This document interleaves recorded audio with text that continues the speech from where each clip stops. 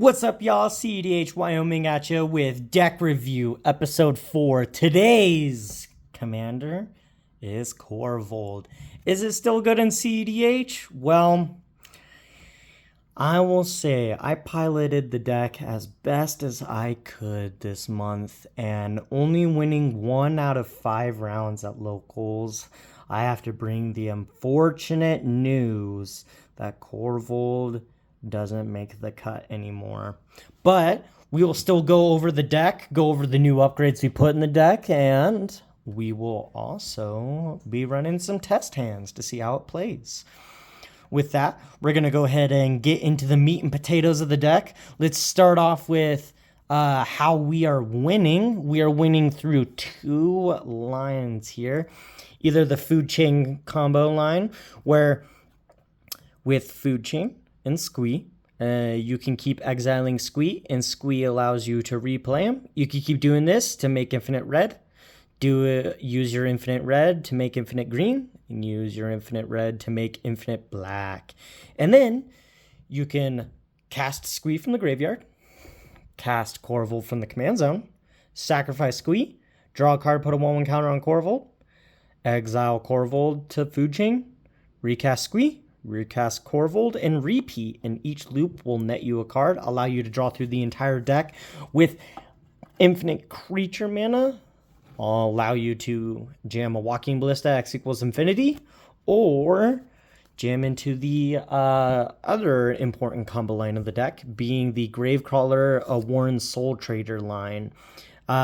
So for everyone who doesn't know, for 1 life with Warren Soul Trader, you can sacrifice another creature and create a treasure token.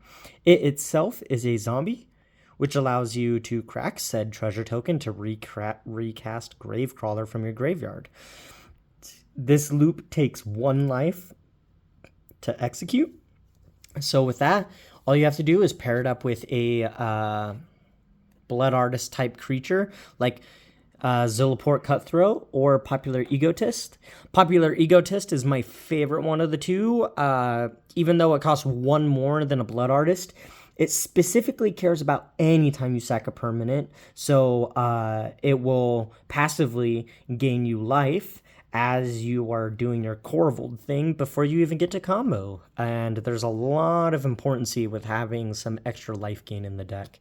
Zilliport Cutthroat is the cut because it specifically cares about doing it to each opponent for loss of life, being the one of the things that wins through a 1 ring.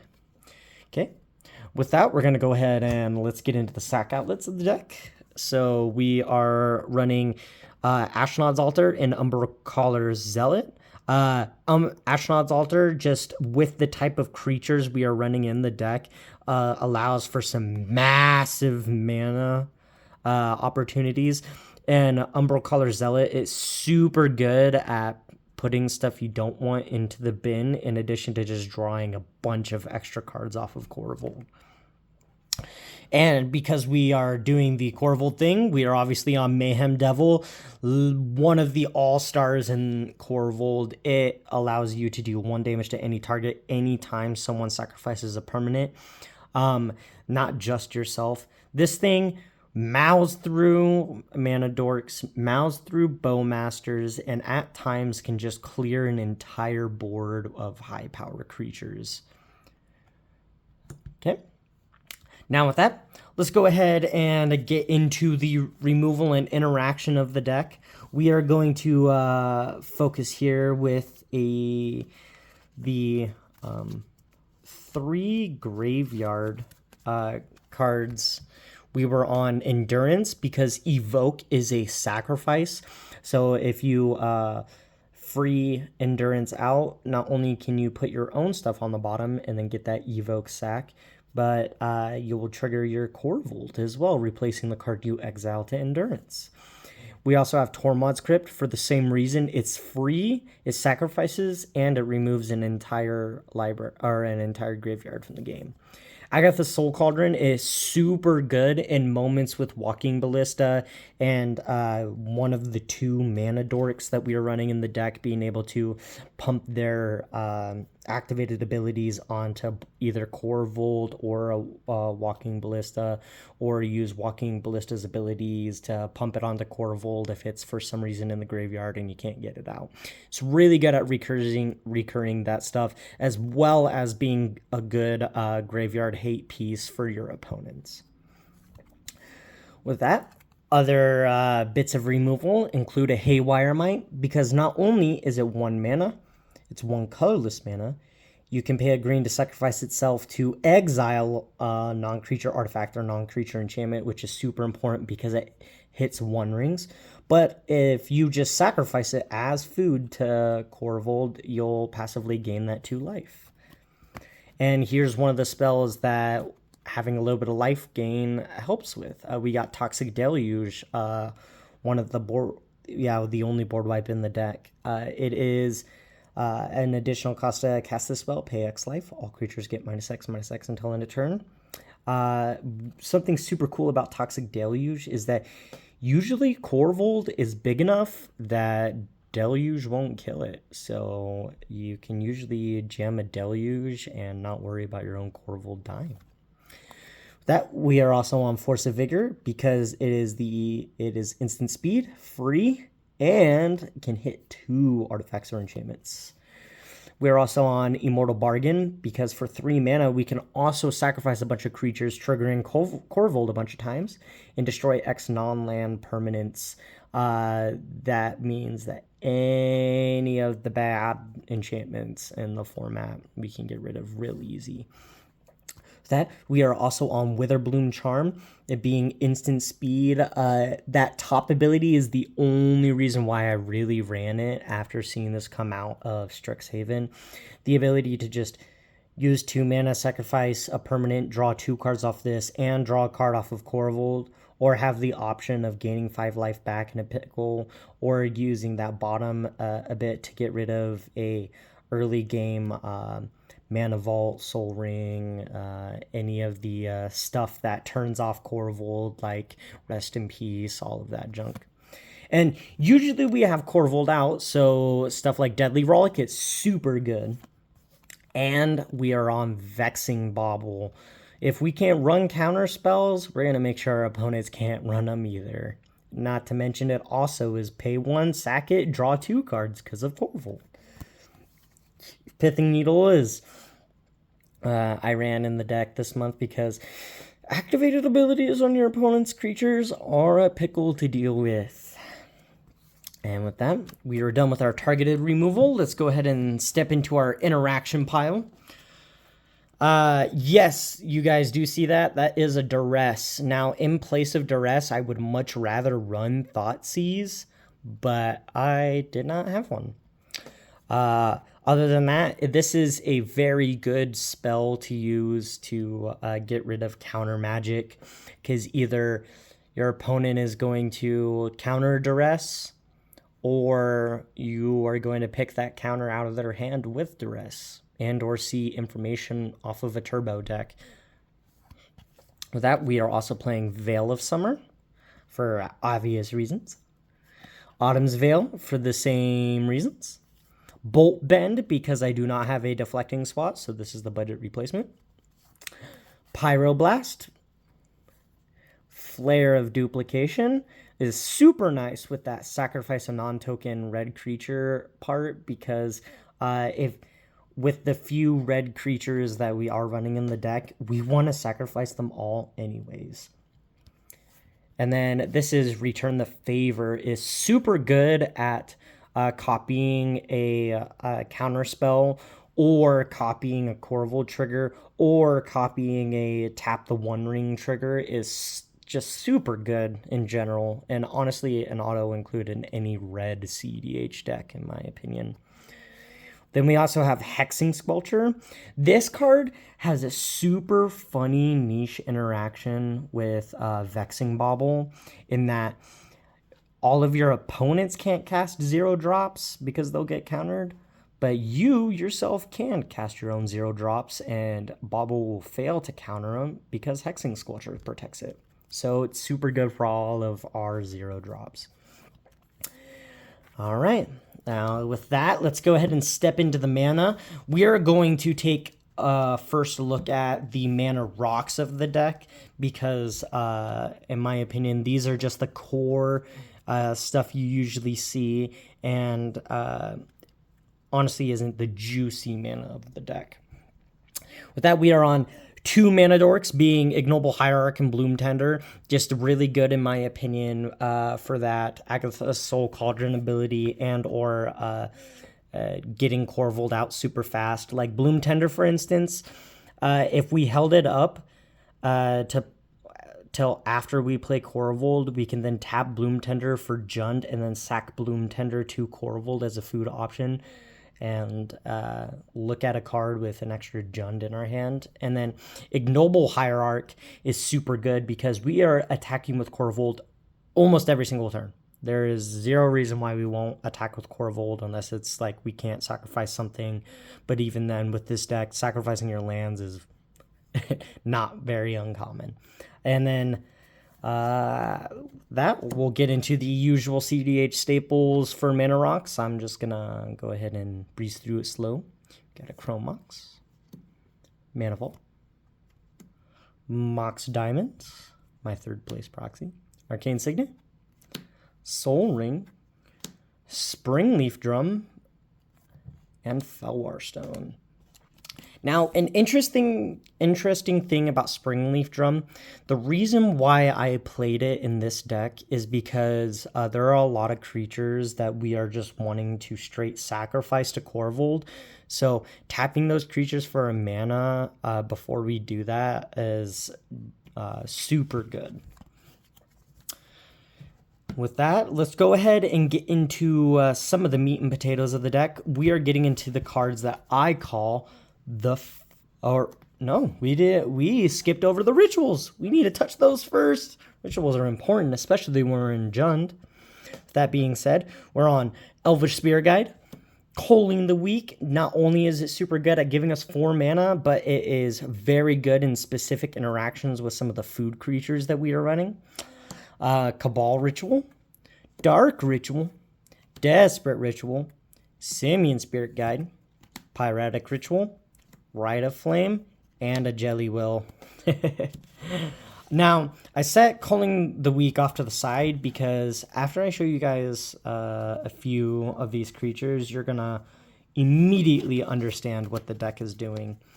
So, Greedy Freebooter is a 1 black for when it dies. Scry 1 and make a treasure token.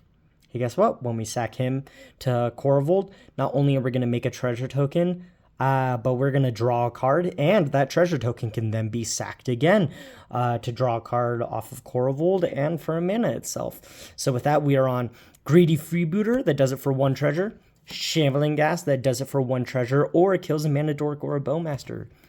Then we also have Impulsive Pilferer, which not only does it for a treasure, but also you can Encore, and that Encore giving you 3 that you sacrifice at end step is crazy work with Korvold being a total 4 mana convert into 6 total sacrifices for Korvold.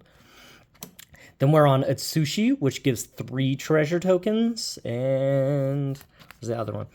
Naga Robber. Naga Robber is super important for producing a possible turn 1 win. The fact that jamming a turn 1 Jessica's Will into a Noggle Robber is super good. Noggle Robber, despite it being 3 mana, the fact that it makes a treasure token on entry and when it dies is crazy because really we just need to sack the Noggle Robber to Korvold and benefit those other 2 treasures to just getting Korvold triggers. Atsushi is also super cool because not only does it produce 3 treasure tokens, but it can also impulse draw if we're already sitting super well on treasures. Because speaking of which, Ruthless Technomancer. Now this card is hyper underrated in this deck.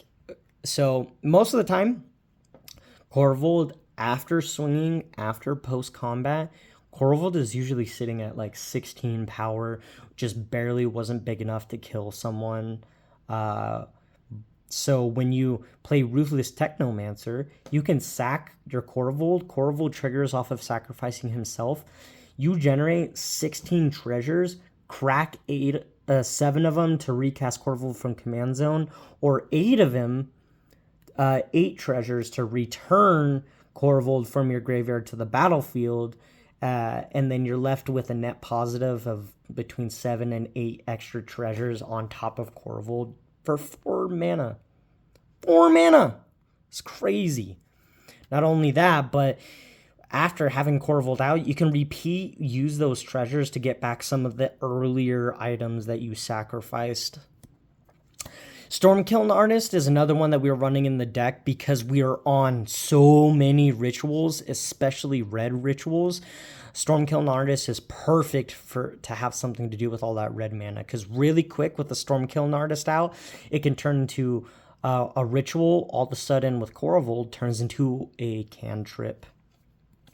Lotus Petal is just like the best thing in this deck. It's a 0 mana treasure, which helps Korvold out. Now, this is one of my niche cards that I played, and it is because of that chance to spend 1 mana and turn it into 4 treasures for Korvold. That's crazy work. And because it passes to the right instead of the left, it actually doesn't provide as much of an effect to people's board states as you believe. Professional Facebreaker is also super good. So like I mentioned with that guy over there, we are attacking with him every single turn. So actually connecting with him helps our Professional Facebreaker out, and then our Professional Facebreaker making those treasures help Korvold out. Not only that, but Professional Facebreaker optionally gives us the ability to sacrifice treasures for Impulse Draw, or with Korvold out, sack a treasure, draw, and exile the top, making Professional Facebreaker just that much better. Now that we are also into Chromatic Star, not only is it super good for early fixing to get Korvold out, but if we keep it out and then play Korvold, then we can get a extra little draw off of sacrificing the Chromatic Star. Mauser Foundry is another niche card that I decided to run this month for the sole reason that for 2 mana, we essentially get 3 bodies for Korvold. 2 of the bodies can be sacrificed to Ashnod's Altar, or the Mauser Foundry can sacrifice itself to be removal. So the fact that it just has that much flexibility deemed it justifiable for me. But I wanted to go back to that one ritual, Culling the Weak, because of its interaction with these when it dies creatures make a treasure. This all of a sudden turns Culling the Weak into 5 mana instead of 4 mana, which is crazy work because that means that your Culling the Weak is all of a sudden an Adnaz. Speaking of which, let's go ahead and get into the card draw pile. So most of the card draw in this deck comes from Korvold himself, so he doesn't really need very much card draw in the 99. But Sylvan Library and One Ring being the 2 big ones that I decided the deck needed. One Ring being super good just because it gives the protection from everything, and when it gets too big, you can optionally sacrifice it to Korvold to quit taking life. And Sylvan Library is super good because you use it until you don't have the life to use it anymore. So essentially it represents 2 mana, draw like 9 cards, because everyone looks at it like a whatever card compared to the other enchantments in the format. And then Adnaz is super good in the deck because we are on 0 5-drops other than Adnaz and Korvold. Every other card in the deck is either 4 CMC or less. And with that, Adnaz allows us to put a good 75% of our deck in our hands every time, turning Adnaz into essentially a win the game spell. Even if we're going into that 3/4 of the deck with no mana available initially, usually Adnaz is going to find enough cards to make that mana worth it and find one of the 2 crazy combos to execute. Now, another cool thing that I wanted to be on is some recursion spells. So Balaged Sanctuary and Balaged Recovery, super good because it can count as a forest placeholder, but then optionally get back something that got countered earlier, or get back an engine piece to help Korvold get going. Victimize is crazy because it's going to reanimate 2 creatures you previously sacrificed, say for the ones that when they die make a treasure, and then you also sacrifice a creature presently on the battlefield. So Korvold will draw a card off of it, and you get 2 creatures back that are going to help you draw more cards off Korvold. Eternal Witness is super good, especially with Victimize, because you can semi-loop them and generate massive value off of Korvold alone. We are also on Necromancy and Animate Dead for one specific reason. You can use either of these enchantments to reanimate a creature from your graveyard or an opponent's graveyard, and then when you attack with Korvold, you can sacrifice the physical enchantment, and when you do that, either of these enchantments then say you have to sacrifice the creature that it was attached to. So not only are these recursion spells, but they also represent 2 Korvold draws in themselves. Necromancy being one that can be done at flash speed specifically. Now, to round off the deck, we are going to step into the tutors that we were on. We were on Demonic Tutor, Finale of Devastation as our final win con in the deck, just being the good old faithful, as well as being super good at tutoring any of our creature combos straight to the field. Beseech the Mirror is super good at being, what do you call it? Like extremely flexible at getting either a creature piece of the combo or a non-creature piece of the combo. Vampiric Tutor as well. Worldly Tutor because we are on 2 creature combos. And then Crop Rotation is one I really wanted to talk about. So I was not on Gaia's Cradle for Korvold because I usually plan on only having Korvold out and maybe a few creatures, like not enough to do anything, and usually those creatures are going to get sacrificed. So with that, I'm still running Crop Rotation because it not only will get us any land in the deck to fix it in the moment, but it can optionally get us a fetch land, which will result in 1 mana, draw a card off Korvold, and then crack the fetch land, draw a card off of Korvold. For 1 mana, draw 2 with Korvold. With that being said, let's also get into the lands. Now, there are 2 on the front that were super important to the deck because of the type of creatures we were running with the when it dies, make a treasure token. Phyrexian Tower and Lazotep's Quarry go crazy with those kinds of creatures. It's insane how strong the interaction is between those 2.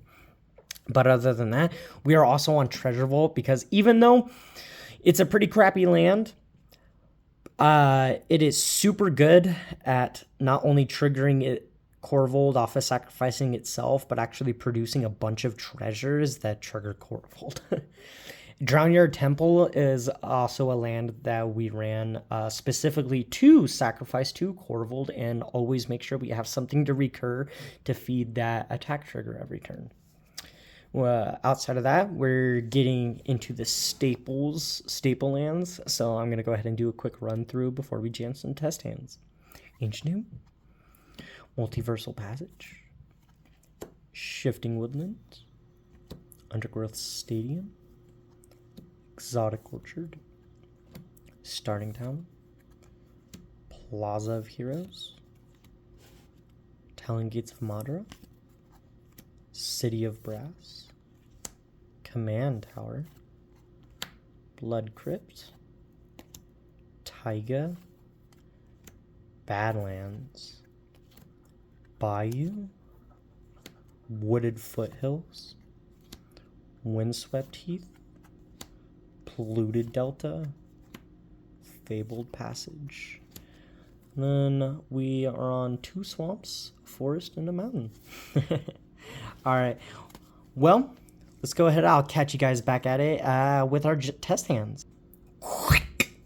All right, let's go ahead and do our 1, 2, 3 cutsy, and then check out our opening 7. There's the 1, 2,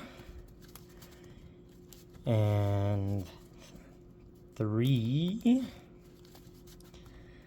and we will run the cutsy. Pop, pop. Hey, look at that perfect 7.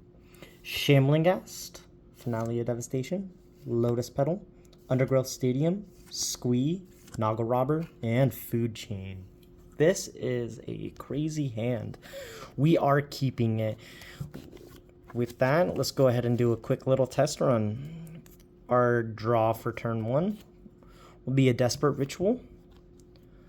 So with that, we can go ahead and go Undergrowth Stadium, Lotus Petal, crack Lotus Petal and Undergrowth Stadium, drop a Desperate Ritual, make 3 red, use the 3 red to drop a Noggle Robber, create a treasure token off of the Noggle Robber, and crack the treasure token to drop a Shambling Ghast.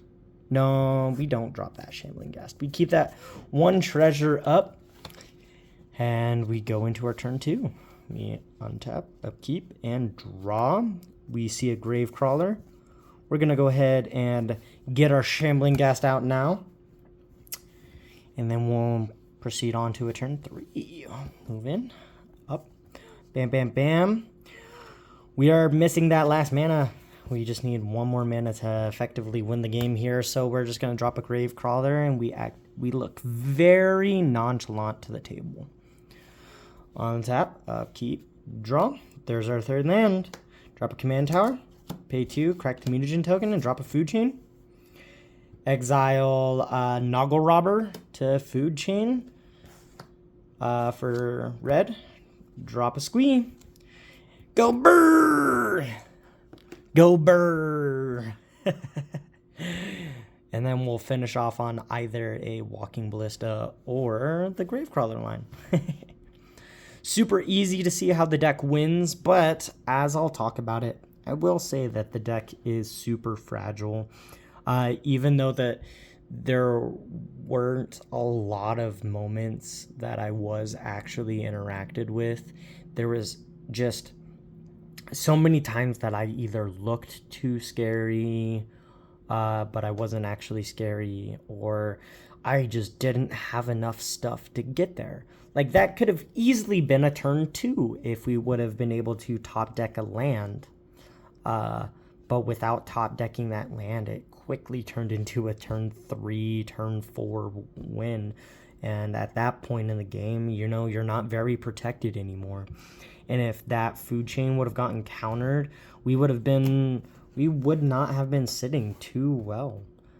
So Korvold is just a little too fragile and just a tiny bit too slow to deal with the current meta that our small shop has got. But with that being said, thank you guys for watching, and we'll catch you next time and next month. Peace.